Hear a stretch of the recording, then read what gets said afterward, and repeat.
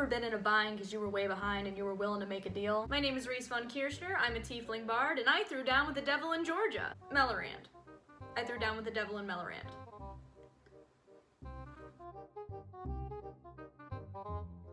You know how I've talked a little bit on this channel about the simple things in life, like getting a clown degree and running from the shadowy manifestation of death itself, losing the love of your life in a cave while the Church of Melora did absolutely nothing. Almost none of them tops the conglomeration of all of them, which is the wild and raging shit circus we call my life. To make a long story short, I knew that the family devil was after me. The problem is that I had no idea which form this nightmare eldritch horror would take, that is to say, the terrifying guise of my shadow self. That's right. There was another version of me brambling about the universe. You've heard this before. We had some great times up in Margaritaville. Now, something I failed to mention in my last video was that I actually had no recollection of my time in Barovia, or the curse of our lovely friend, misogynist Dracula. I didn't even have any of the money, or the power, or the glory. I came out a weak little drunken disaster bard who someday, quite by accident, found themselves wrapped up in some horrible, horrible religious warfare. Because gods are crazy. Can you imagine saving a literal shadow dimension from the specter of male privilege himself and not even having the memories to gloat to all your friends and family? Or write a play about it. I was an interdimensional space hero. I was dirty rich. We emptied Castle Ravenloft of its towering stacks of fat cash, and I had no idea. I had no memory, no items, and nothing but a little booze to keep me company. But what is new, honestly? Regardless, in order to appease the Temple of Melora, me and my party were making our way up the side of a mountain. You know, that mountain, the one that killed my boyfriend in a spiraling pit of endless death torment. This is, for all intents and purposes, the worst mountain in the world. This mountain personally broke into my house, killed my friends and family, and made off with the mutilated fragments of my broken soul. That is not a metaphor. 0 out of 10, would not recommend. Needless to say, I gave it a less than forgiving review on DungeonYelp.com. Castle Ravenloft was honestly better, except we weren't actually making our way up the side of the mountain. We were making our way down the mountain in a mad dash to escape the last airbenders because our good buddy Ariel had managed to light the entire temple on fire. You know, that Ariel, the terminally ill sorcerer whose apparent definition of live fast, die young involves blasting the rest of us with uncontrollable AoE. I can't wait for Kick a Sorcerer Day. There was absolutely no way any lesser demon could make this ungodly trek up Mount Calamity more of a living hell than it already was. Oh wait, they can!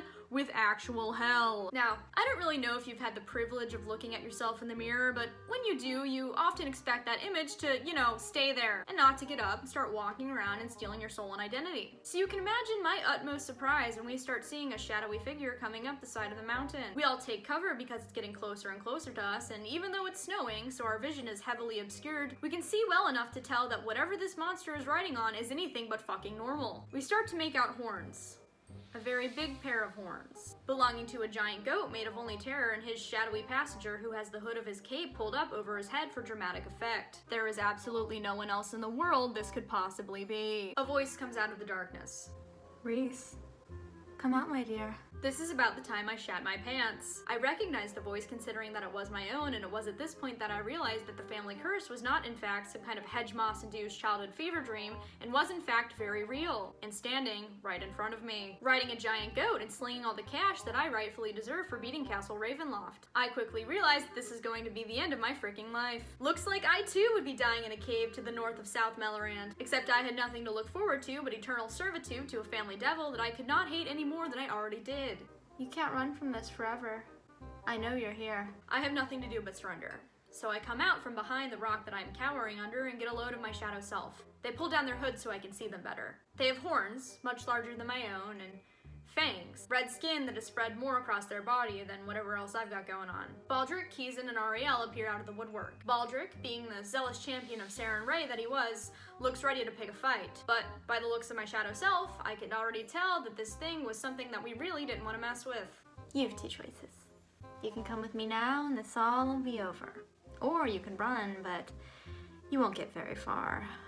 You are me, after all. At this point, I know we gotta do something, but I am not about to pick that fight. What have you done? I asked him. How did you get this way? Oh, you know, I've been around. Just said hi to our mother. She's doing well, by the way. Oh shit, oh no they didn't. What did you do to our mom? Nothing. Come with me. and they extended their arm. And I didn't know what else to do, so like a fool, I almost took it. At this point, Baldric spoke up. Hey, and what if they refuse? Is there any sort of thing that we can give you? Any deal we can kinda make? Oh, I realized.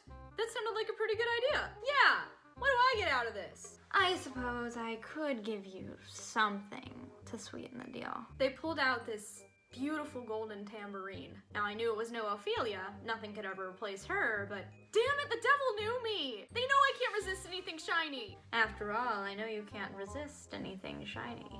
That was it was all over from there, folks. What are your terms? I challenge you to a playing match. Just you, me, and our tambourines. You win, you keep this forever.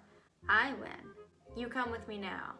Immediately. I knew they were gonna find me anyway, like they always would. So I, being crazy and smited once again by my uncontrollable desire for wealth, said yes. They wanted a handshake, and now I'm no expert, but I know enough to know that shaking hands with the devil is usually a really bad idea. So I wanted to see if I could pull a fast one on myself, carefully.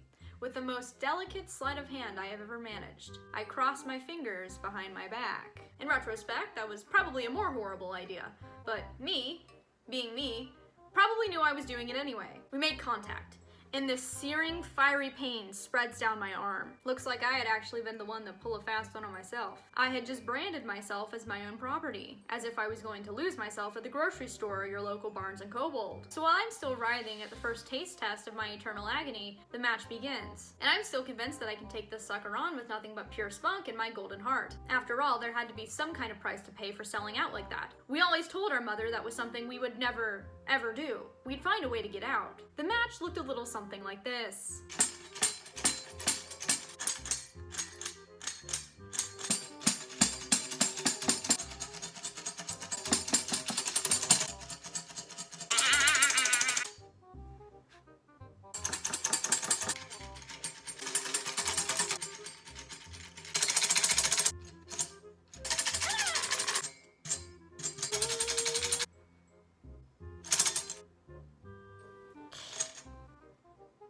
The party can do nothing but look powerlessly on in a mixture of confusion and anguish. It's snowing, so my footing's a little weak and I happen to misstep and take a little tumble down onto the ground. My shadow self thinks this is hilarious. I probably would have too if I was not the one currently rosin up my bow and playing Fire on the Mountain, Run Boys Run. The devil's in the house of the rising sun. And the house of the cave that killed my boyfriend. To this day, I can't help but wonder if those events are not unrelated. Anyways, evil me actually thinks this is so absolutely pathetic that they misstep and take a tumble of their own, because we're literally the same person. It was like somebody else was pulling cards or rolling dice at some big roleplay table in the sky, and both of them just happened to roll really badly that round. Almost critically badly. But my luck turned around in the final round. In what seemed like only fractions of inches, I managed to escape with my head, or soul. The other members of my party did not give me near the amount of thunderous applause that I rightfully deserved. Let me demonstrate for you how close this was. If we were to rate my performance on a scale of, say, 1 to 30,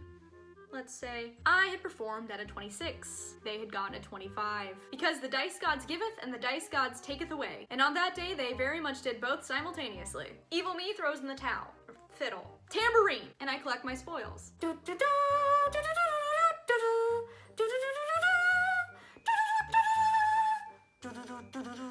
And of course, I also got this. Infernal Mark, Affliction.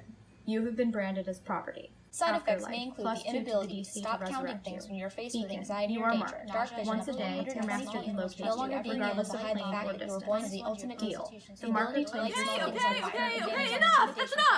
Stop! Talk to your dungeon master if you think the Infernal Mark is right for you.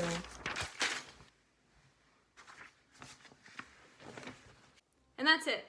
I wish I had more to say on the matter, but I really don't. This is my family curse, and they happen to win this round. It did lead to a fantastic chase and some unforgettable moments in our game, the game of life. On a side note, this is only tangentially related to the fact that there is not one, but hundreds of versions of me rambling about the universe, because I've been reincarnated over and over and over again, in order to be continually subjected to this living hell by a laughing god who refuses to put this thing away. I'm caught, I wake up with no memories, and the cycle begins again. It leads to some pretty comical misunderstandings, but I can't tell if that's because I'm drunk or from another reality. And that is how I sent the devil packing when he went down to Melorand. And the Church of Melora did absolutely nothing. Cheers.